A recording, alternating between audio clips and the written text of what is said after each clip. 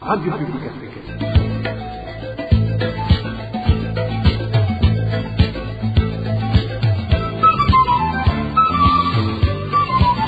Radio Publique Africaine.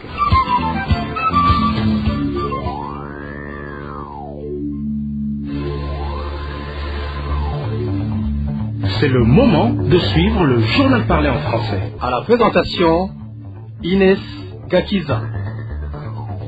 Nous sommes lundi 12 juin 2023. Bonsoir ou bonjour selon votre localisation. Les principaux titres de ce journal. Le changement des gros billets du pays n'est autre que le recours à la planche à billets. Analyse des experts économistes qui alertent sur les conséquences de cette pratique. Le prix du sucre pourrait bientôt être revu à la hausse. Une des voies retenues par le Conseil des ministres pour sauver la Sosumo qui dit travailler à perte. Et enfin dans ce journal, nous reviendrons sur l'accès aux soins de santé qui reste difficile pour les réfugiés du camp d'Oduta en Tanzanie. Voilà pour le sommaire. Restez à l'écoute pour le développement.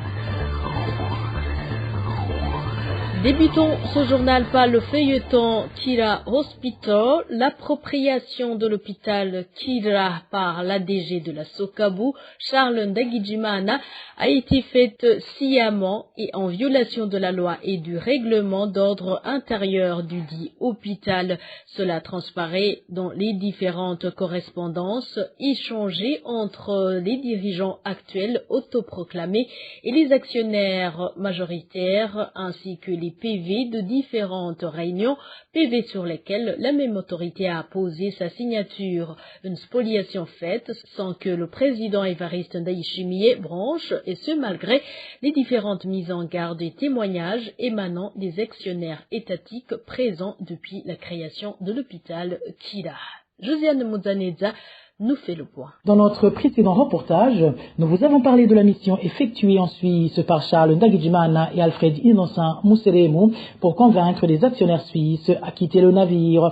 Nous vous avons également parlé du coup de force opéré par Charles Ndagijimana pour s'accaparer de l'hôpital Kira après que toutes les tentatives de dissuasion aient échoué. Ce dernier ira même jusqu'à nommer illégalement le docteur Sylvain Pierre Nzeimana à la direction du dit hôpital. Ces deux autorités autoproclamées ont aussitôt poursuivi leur projet d'avancer les actionnaires majoritaires suisses en clamant haut et fort qu'ils ne détenaient pas d'action dans l'hôpital Kira, comme ils voulaient le faire croire. Paradoxalement, ces deux autorités fraîchement autoproclamées n'ont jamais manqué d'apposer leur signature sur tous les procès-verbaux de différentes réunions tenues en assemblée ordinaire du conseil d'administration.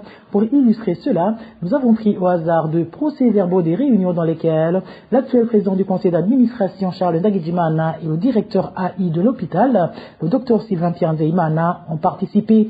Il s'agit notamment des réunions tenues le 19 février 2021 et le 4 novembre de la même année. En effet, la réunion du 19 février avait entre autres à l'ordre du jour la nomination des nouveaux membres du conseil d'administration. Cette réunion avait vu la participation de tous les actionnaires, ceux de Swissmed, les privés et ceux étatiques et para-étatiques, dont la Sokabu représentée par Charles Ndagijimana. Il a alors été décidé que le fauteuil de la présidence restait entre les mains des Suisses en tant qu'actionnaire majoritaire, tandis que Charles Ndagijimana a été reconduit au poste de vice-président.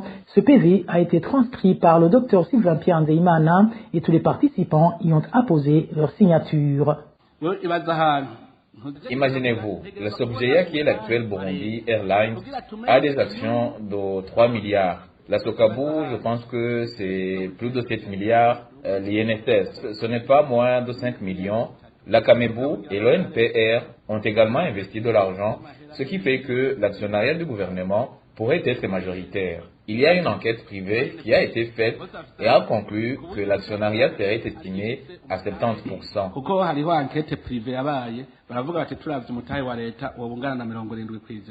Ce discours a été tenu le 10 mai 2022 par le président Évariste Ndayishimiye, sans pour autant préciser l'équipe qui a diligenté ces enquêtes, ni la date à laquelle ils ont eu lieu. Mais retournons à nos moutons. En date du 4 novembre 2021, une autre réunion ordinaire du conseil d'administration a eu lieu, cette fois-ci pour statuer sur les apports des uns et des autres en termes d'action. C'est ainsi qu'il en est ressorti que l'entreprise Swissmed venait en premier lieu avec 46,87% d'actions, suivi des divers actionnaires privés qui détenaient 17 17,81%, la Socabou venant en troisième position avec 15,72% des actions. Quant à l'ONPR, la Sobugea et la Kamebou, ils occupaient les 4e, 5e et 6e positions, suivis par le groupe des médecins et l'INSS qui bouclait ce classement. Le procès-verbal de cette réunion a été signé par tous les actionnaires en date du 11 avril 2022, 10 jours après l'arrestation et l'incarcération du docteur Christophe Sahabo. Le docteur Sylvain Pierre Ndeimana et Charles Ndagijimana font également partie des signataires de ce PV. Pourtant, moins de 2 semaines après, les deux vont renverser toutes les institutions et Charles Ndagijimana va s'autoproclamer président du conseil d'administration et nommera le docteur Sylvain Pierre Ndeimana au poste de directeur de l'hôpital Kira. Ce dernier va alors s'atteler à concrétiser le projet de spoliation du dit hôpital. En effet, dans une correspondance adressée à l'entreprise Numelec, il va se référer sur le courrier du 21 mars 2022, numéro 540.6/CAB/0980/DGPE 2022 du ministère des Finances, du Budget et de la Planification économique de la République du Burundi pour sommer la Numelec de confirmer officiellement son actionnariat dans la société Swissmed, actionnaire au capital social de Kira Hospital SA Swiss Clinique, et de préciser par la même occasion la hauteur de son engagement dans cette société. C'était en date du 27 avril 2022. Le 23 mai de la même année, la Numelec a donné suite à cette correspondance et a confirmé être bel et bien actionnaire de Swissmed International Limited, d'une part, et de Kira Hospital SA Swiss Clinique, d'autre part. Quant à la doléance concernant la précision de la hauteur de son engagement, la Numelec a d'abord demandé qu'on lui fasse parvenir tous les documents y relatifs afin qu'elle se mette à jour avant de se prononcer, mais sa demande est restée vaine. Dans l'entretemps, le numéro 1 burundais avait été mis au courant de tout ce qui se tramait à l'hôpital Kira. Nos sources au sein de la documentation intérieure ont confirmé à la RPA qu'Évariste Ndayishimiye avait même été sollicité par certains actionnaires étatiques et para-étatiques qui lui avaient bien expliqué que l'attitude des actuels dirigeants du dit hôpital constituait un vol éhonté. Mais ces conseils et mises en garde ont été balayés d'un revers de main par le numéro 1 burundais qui est même allé jusqu'à déclarer publiquement qu'il cautionnait et soutenait cet emprisonnement.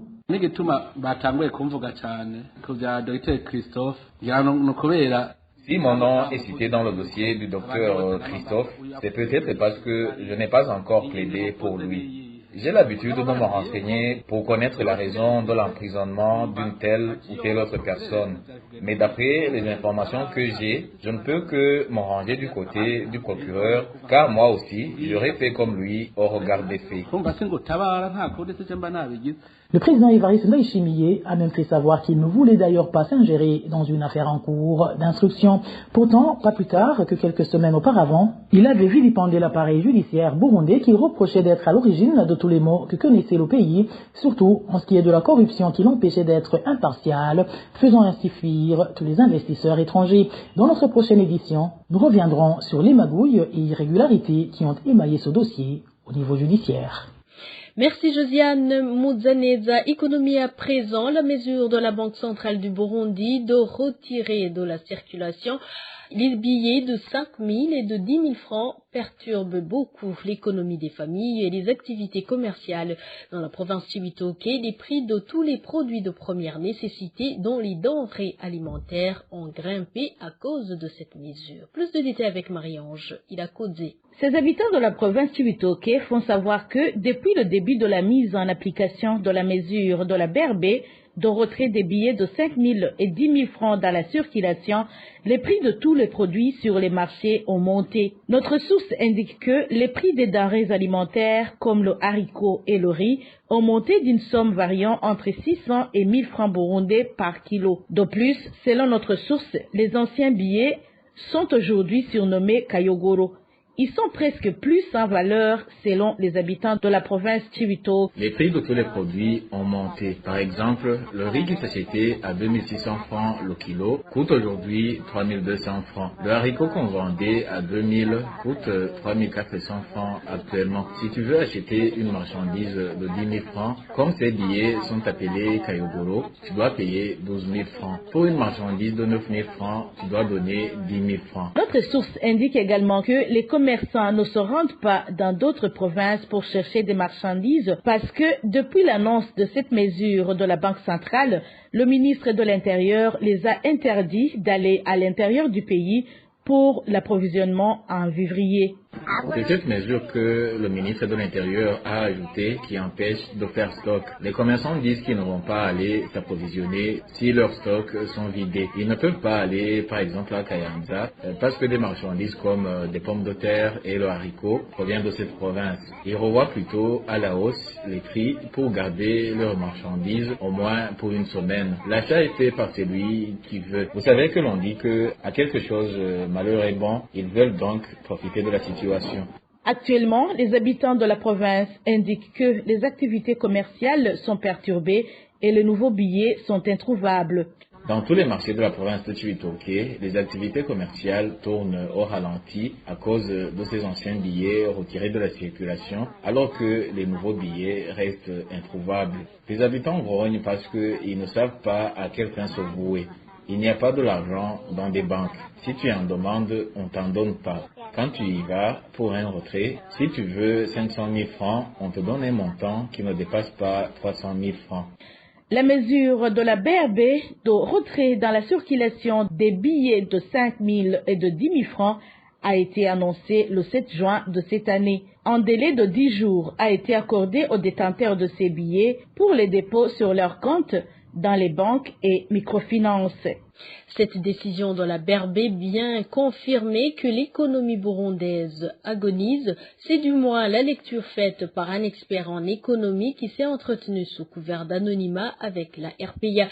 D'après cet économiste, vu la situation économique actuelle ainsi que les décisions que le gouvernement n'a cessé de prendre, faire recours à la planche à billets pour redresser l'économie en détresse est aussi risqué car c'est une décision qui ne manque pas de conséquences.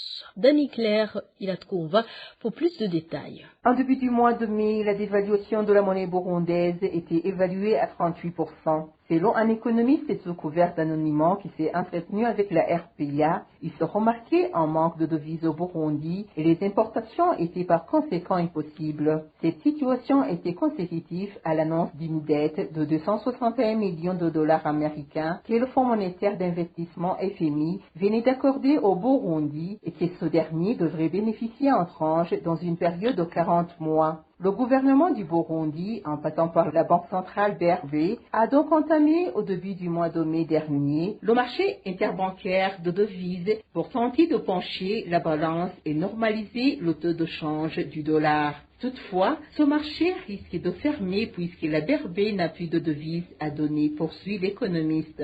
Ce spécialiste indique en effet que le pays n'a ni devise ni monnaie locale car le BR n'enregistrait pas suffisamment de recettes fiscales puisque l'économie est presque en arrêt. Le taux de change d'un dollar étant de 2822 francs beaux sur le marché officiel, un dollar américain s'échange à 4500 francs beaux sur le marché noir. Notre spécialiste en économie affirme donc que la manœuvre de démonétiser les billets de 10 000 francs et 5 000 francs beaux est juste un prétexte car le gouvernement vient de faire imprimer de nombreux billets. C'est ce qu'on appelle le recours à la planche à billets, qui consiste à fabriquer de l'argent même s'il n'y a pas de contrepartie en production de biens et services. Il s'agit donc d'une tentative de stimuler la croissance et d'augmenter les investissements. Cette stratégie dite planche à billets ne devrait intervenir qu'en dernier recours car les conséquences sur l'économie du pays sont quasi irréversibles. Comme conséquence, on assiste par la suite une dépréciation de la monnaie et les agents économiques anticipent une hausse des prix. Ils ajustent leur comportement en conséquence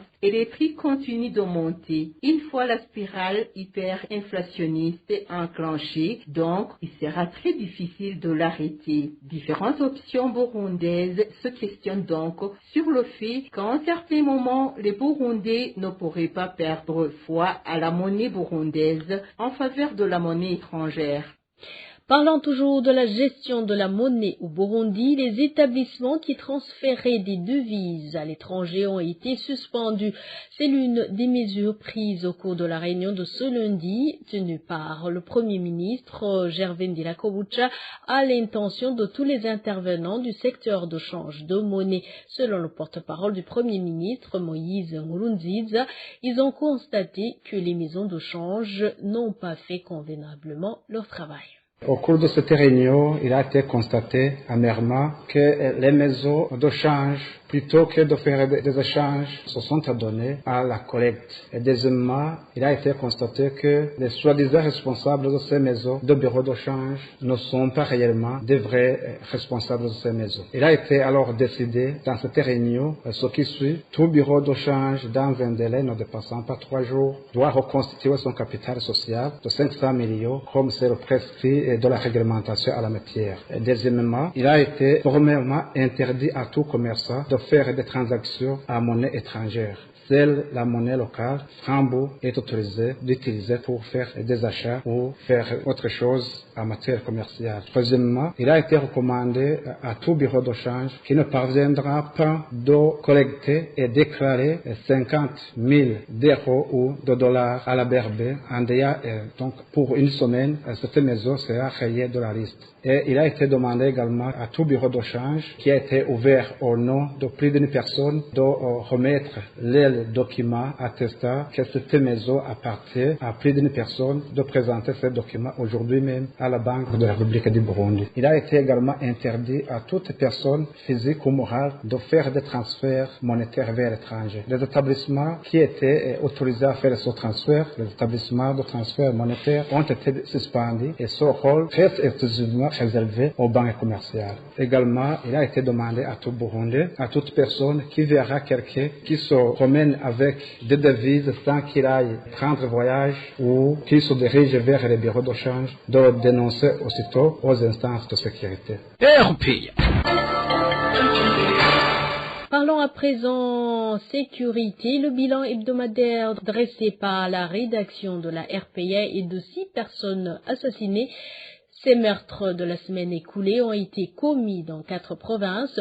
Parmi les victimes, 3 ont été tués, décapités. Elvis Nyamongere. Le corps d'un Terwi Nandikiye, Ajedo Kandeza, a été retrouvé sur la commune Mourire, en commune Bugendana, de la province de Gitega, vendredi dernier. Nos sources à Bugendana indiquent que la victime était ligotée et qu'il aurait été tué ailleurs, mais que les hôtels n'avaient fait que déposer le corps à l'endroit où il a été retrouvé. Les motifs de cet assassinat restent inconnus. Les familles exigent une enquête. Jeudi dernier, un vieil homme d'Ino de Gisela Kayimba a été décapité à son domicile sur la commune Karagara, zone Buruhukiro, commune et province Rumonge. Les malfaiteurs ont volé ses vaches. Gisela Kayimba était natif de la commune Songa en province Bururi. Le même jour de jeudi, en province Moire, en cette Thierry Bizimana âgé de Traneva a été tué par lance.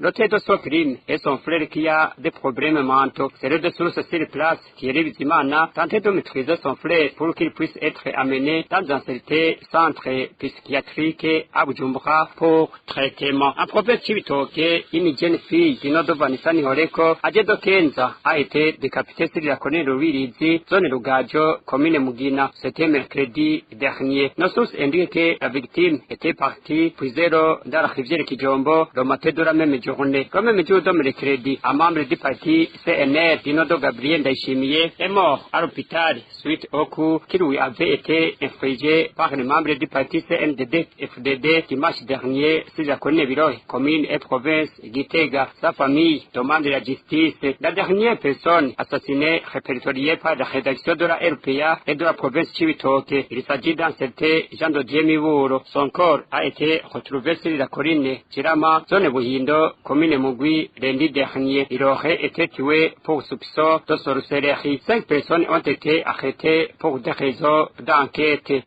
Et merci à toi, Elvis Nyamongere. Je vous l'avais dit au début, le gouvernement du Burundi pourrait incessamment revoir à la hausse le prix du sucre par kilo. Lors du Conseil des ministres du 8 juin courant, il a été dit qu'aujourd'hui, la Sosumo travaille à perte et risque même de tomber en faillite. Entre autres mesures qui pourraient être prises pour sauver la Sosumo, c'est surseoir à la collecte des taxes payées par cette société. Suivez Prosper Nahogwamiye, porte-parole et secrétaire général du gouvernement du Burundi. La Sosumo produit chaque année une quantité de sucre qui oscille autour de 20 000 tonnes. Cette quantité reste insuffisante par rapport à la demande locale car les besoins annuels en sucre sont estimés à 36 000 tonnes et ne cessent d'augmenter. En vue de satisfaire la demande locale en sucre, la Sosumo fait recours à l'importation pour compléter sa production. La structure actuelle du prix du sucre date de mars 2017 et ne permet plus à la Sosumo de couvrir toutes les dépenses compte tenu de la conjoncture économique actuelle. Étant donné que la source principale des recettes de l'entreprise provient de vente du sucre, toute variation à la hausse des prix dans l'acquisition des intrants agricoles, équipements et produits intervenant dans le processus de production du sucre engendre des retombées négatives sur la vie de l'entreprise. Compte tenu du cours de change actuel, la Sosumo vend le sucre à perte, surtout le sucre importé, ce qui affecte très négativement ses activités et risque de conduire l'entreprise à la faillite si des mesures d'accompagnement ne sont pas prises à temps.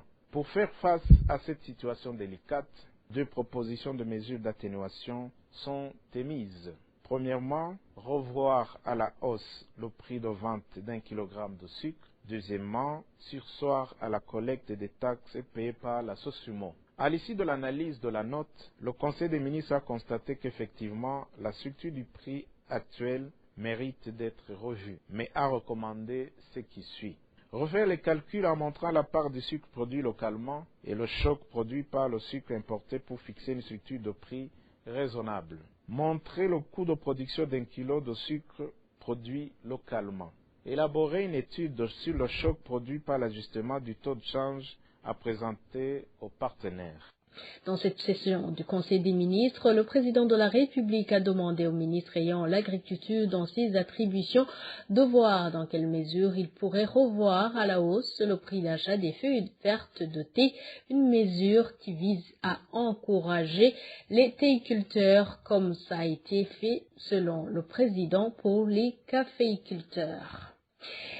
En éducation, les parents d'élèves de l'école fondamentale de Cibitoke 2, en zone Cibitoke de la commune urbaine Nahangwa, accusent le directeur de cet établissement de détournement. Ces parents ont payé une somme de plus de 18 millions de francs burundais pour l'achat des bancs pupitres des élèves et la construction des toilettes, mais rien n'a été fait. Eric Nyonzima. Une somme de 18 722 400, c'est l'argent que les parents des élèves de l'école fondamentale de Cibitoke de commune Nahangwa, Amérique de Bujumbura, accuse le directeur de la dite école Obedi Bizovugayezu d'avoir détourné. Ces parents indiquent que leurs enfants continuent à s'asseoir par terre et qu'ils n'ont pas de toilettes suffisantes, alors qu'ils ont collecté l'argent chaque trimestre à cet effet. Ils dénoncent le détournement de leur argent car l'année scolaire va bientôt prendre fin. L'un de ses parents raconte. Nous, les parents, nous avons donné de l'argent pour acheter les bancs pupitres pour que nos enfants ne s'assoient plus par terre. Nous avons également donné de l'argent pour qu'il y ait suffisamment de latrines pour nos enfants. Ce qui nous a étonnés, c'est que cela n'a pas été fait et que nos enfants continuent toujours à s'asseoir par terre. Nous trouvons que notre argent a été volé car on est presque à la fin de l'année scolaire. Nous avons contribué beaucoup d'argent. Au premier trimestre, nous avons donné 5 379 500 francs burundais. Au second trimestre, 6 452 800 francs. Et au troisième, 2 889 400 francs. Cette question de détournement a été soumise au niveau hiérarchique selon ses parents dans la direction communale de l'enseignement de Nahangwa et la direction provinciale de l'enseignement à mairie de Bujumbura, mais rien n'a été fait jusqu'à présent. La rédaction de la RPA a tenté de joindre Obedi Bizovugayezu, le directeur de l'école accusé du détournement de l'argent des parents, ainsi que Marine Delimana, maîtresse responsable de l'école, mais sans succès. RPA. Page réfugiés à présent avant de clore cette édition. Accès aux soins de santé toujours difficile pour les réfugiés burundais du camp d'Onduta en Tanzanie. Au moment où il était prévu que l'ONG IRC prenne la relève ce lundi, ces réfugiés indiquent avoir été surpris de constater que c'est la Croix-Rouge qui a continué les activités. Ils regrettent aussi de constater l'absence des infirmiers tanzaniens au travail, alors que ce sont eux qui ont le droit et le matériel nécessaire pour examiner les patients. Onésime de Chimakitse. Ces réfugiés du camp d'Onduta croyaient qu'ils allaient se faire soigner par l'ONG IRC à partir de ce lundi. Ils font savoir qu'ils ont été déçus car, mis à part que la Croix-Rouge traite un petit nombre de patients par jour, Elle n'a même pas assez de médicaments pour les malades. Ces réfugiés regrettent également de constater qu'il s'est présenté au travail un seul infirmier dans la zone 1 et ce dernier est parti brusquement, sans dire un mot. Nous avons vu un seul infirmier dans la zone 1. Il a reçu quelques malades, mais à l'heure où je vous parle, il est déjà parti. Les malades sont pour le moment dans la désolation. Il faut savoir qu'avec la prolifération du paludisme, la situation sera plus compliquée. Ces réfugiés du Kando Douta regrettent aussi de constater l'absence des infirmiers tanzaniens au travail, alors que ce sont eux qui ont le droit de conserver et d'utiliser le matériel nécessaire pour examiner les patients. Dans un centre où l'on traite les maladies des femmes, il s'est présenté un seul infirmier tanzanien. Les autres étaient des Burundais. Pourtant, ce sont les Tanzaniens qui ont les prérogatives de conserver le matériel utilisé pour examiner les patients. Ces réfugiés du Kando Douta en Tanzanie ont été informés ce matin que c'est la Croix-Rouge qui va continuer de travailler jusqu'au 1er juillet et l'ONG IRC pourra ainsi prendre la relève. De la Tanzanie cap sur l'Ouganda, l'équipe de football des réfugiés burundais du Kando Nakivale en Ouganda a remporté ce dimanche la coupe du tournoi organisé dans ce camp. Ce tournoi avait vu la participation de 20 équipes des réfugiés du même camp. Le match final a opposé l'équipe des réfugiés burundais à celle des réfugiés somaliens. Il s'agit d'une première coupe remportée par les réfugiés burundais depuis 9 ans maintenant. Je vous propose d'écouter l'ancien député Juvenal Gahungu, réfugié au camp de Nakivale. Nous avons été satisfaits de cette victoire.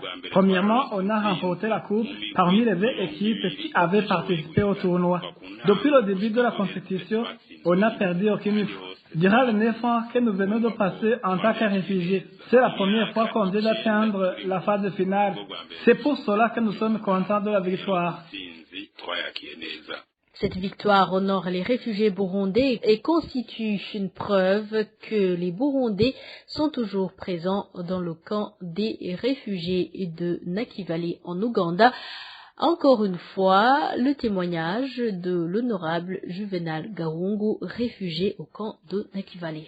Ico inkino zifasha muri communauté y'abarundi ni byinshi ariko reka ndondagure bikeyi ubwa mbere. Ces jeux sont d'une grande importance pour la jeunesse et les font éviter le vagabondage. Ça aide également les enfants de garder la culture et à la jeunesse de garder une bonne santé ainsi que la cohésion sociale. Pour la communauté, ce club est l'identité des réfugiés burundais. Cela montre que nous sommes encore là. Par exemple, avec la coupe que l'on vient de remporter. Même ceux qui avaient l'habitude de dire que les Burundais se sont rapatriés, on vient de leur prouver le contraire. On est à cette communauté, mais ce sont les Burundais qui ont gagné la finale. Le bailleur de cette compétition est une organisation connue sous le nom de Kalima Peace Building Africa. Abari bahagarariye iryo higanwa ni ishyirahamwe ryitwa Kalima Peace Building Africa. Et voilà, c'est par cette intervention de l'honorable Juvenal Gahungu, réfugié au camp de Nakivale, que nous mettons point final à cette édition. Merci de nous avoir prêté une oreille attentive. Au micro, vous étiez avec Inès Gakiza et excellente soirée chez vous.